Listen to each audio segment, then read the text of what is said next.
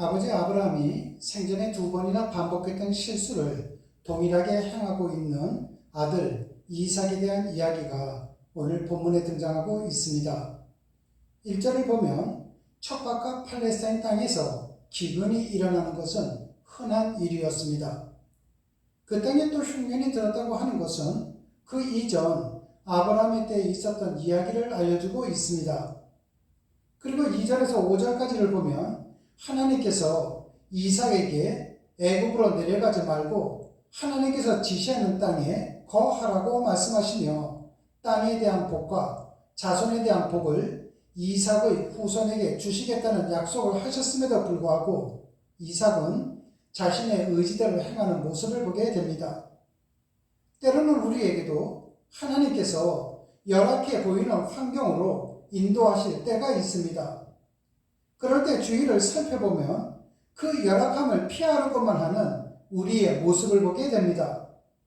그러나 하나님께서 하신 말씀을 의지하고 그 말씀대로 몸과 마음을 행하는 사람이 참된 말씀의 사람입니다. 그것이 우리를 골탕 먹이시려는 의도가 아니라 환경을 넘어선 더 큰 은혜를 주시기 위한 하나님의 은총임을 우리는 기억해야 합니다. 또 한 가지 더 교훈을 찾는다면 한 사람의 행동은 다른 사람을 생각나게 한다는 것입니다. 이삭의 행동을 통해 우리는 이전에 아브라함을 생각하고는 합니다. 아버지의 길을 아들이 동일하게 걷게 된 경우를 말하는 것입니다. 이러한 삶이 되풀이되지 않기 위해서는 하나님과 자녀 앞에서 바른 회개가 필요합니다. 아무리 부모라 할지라도 자녀 앞에서 진실로 회개하고 화해할 부분이 있음을 교훈받게 된다는 것입니다. 또한 나 한 사람의 삶의 걸음이 다른 사람의 영향 속에 있을 때 바르지 못한 영향이라면 하나님의 말씀 앞에서 단호하게 결단하는 의지가 필요합니다. 6절에서 10절을 보면 결국 이삭도 아버지와 같은 경우로 두려움 때문에 아내를 누이라 속이게 되고 그 거짓이 탄로가 나서 이방 왕에게 꾸짖음을 듣게 된다는 것입니다.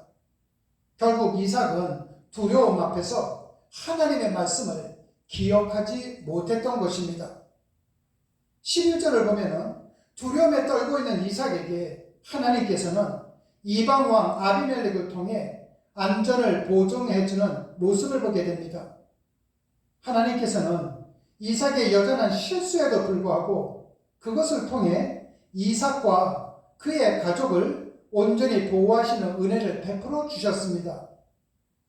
아브라함과 이삭의 하나님, 지금도 살아계신 하나님께서 오늘도 우리의 삶을 주관하시고 우리를 보호하시며 우리에게 은혜를 베풀어 주신다는 사실을 잊지 않는 여러분 모두가 되시기를 주님의 이름으로 축원합니다. 기도하시겠습니다. 사랑의 주님 감사합니다.